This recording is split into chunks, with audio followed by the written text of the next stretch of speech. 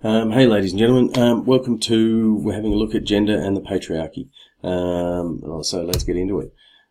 So basically, contextually, in World War One, basically because most of the male population between sort of 16 and 45 went to the front, women increasingly had jobs in World War One and became a little more powerful. Unfortunately, they lost that status when the jobs were claimed back after the war.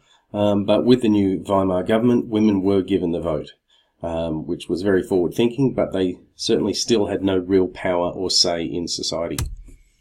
In 1925, 35% of the workforce were women. Of that, 2/3 were women under 25, and these were your secretaries and things like that. But those ladies were to become what was seen in Germany as the new woman. A lot of people, let's call them slightly older and conservative people, saw them as a real threat to society. There was this idea that if women are out working, then they won't be having babies, and Germany, the fatherland, the motherland, whatever they call it, they need babies for population. So Berlin represented this, and there was this idea of modernism and social change, and Berlin and Munich to a lesser extent really represented a sort of a way forward into cabaret society, which really was emblematic of Berlin in the 1920s and 30s. So under the Weimar government, most people just thought cabaret was fine, but both radical sides of politics thought it was problematic. The socialists believe it represented the wastefulness of capitalism. This is money spent on watching people dancing that could be spent on helping the poor and things like that. And the right wing and other reactionaries claimed it was evidence of the weakness in government not being able to control the population and resulting in moral decay. So within the film itself, women were basically not seen in the film. We have one woman in the film, Maria and Robot Maria, same actor, and it was either an object of lust or fear or a motherly virginal depiction of womanhood.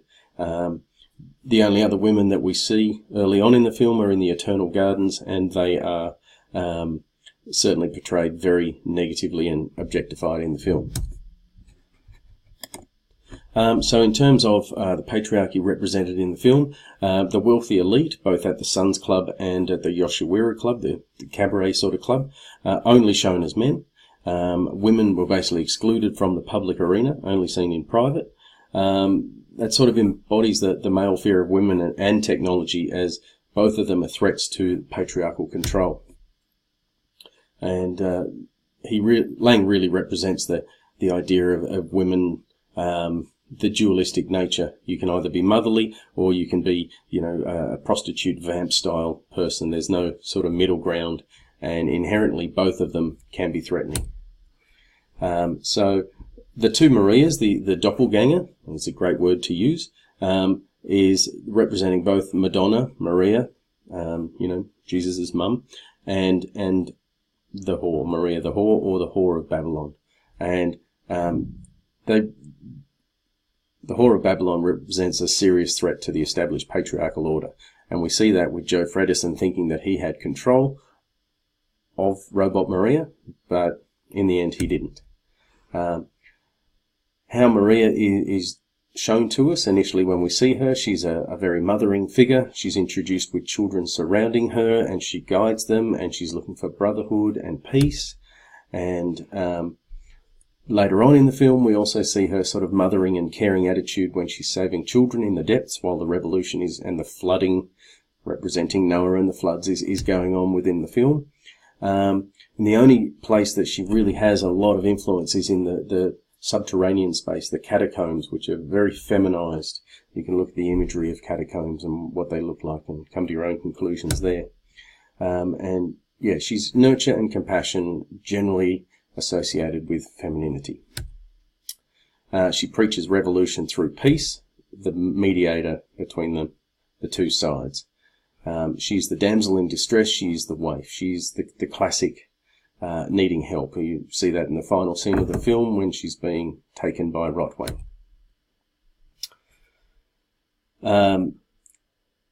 Despite being a female taking on the role of the heart and the hands, in the end, really, she has to pass that role on to a man to make sure it happens. Techniques that highlight her, we have the lighting. When you see her, her head is generally bathed in light. It's very angelic, like a halo. There's a soft iris lens around her at most times. There we go. She's constantly clasping her hands to her heart to highlight the idea that she is heart, she is good. Lots of soft gestures, okay, which juxtapose with Robot Maria. Okay, and she's generally surrounded by symbols of divinity. Even when she meets Freda later on in the film, you know, they meet in a chapel. Okay, Robot Maria is an object, and even Rotwang, when he refers to his robotic creature, the most perfect tool mankind ever possessed. The idea of possession and a tool. All right. So the two real times that Robot Maria needs to inspire or incite, the first time she simply takes off her clothes and dances fairly provocatively. The second time that we see her, sorry, we'll just go through the Robot Maria stuff, the dancing. I've already had a look at that. Now, when she's dealing with the lower class, rather than taking off her clothes and dancing, she relies on eloquent rhetoric. She talks in metaphors. Who is the living food? Who lubricates the machine joints? You know, it's an obvious asset for evil, being able to incite the crowd through her words. In the end, she's burnt at the stake like a witch. Okay, and she's really enjoying herself at the chaos she's caused. The close-up in the end, when she is burning, reminds us that she's going from robot to human, and it really gives us a sense of that fear of technology. She's really enjoying herself. All right, I won't really go into hell, but you can pause and read that.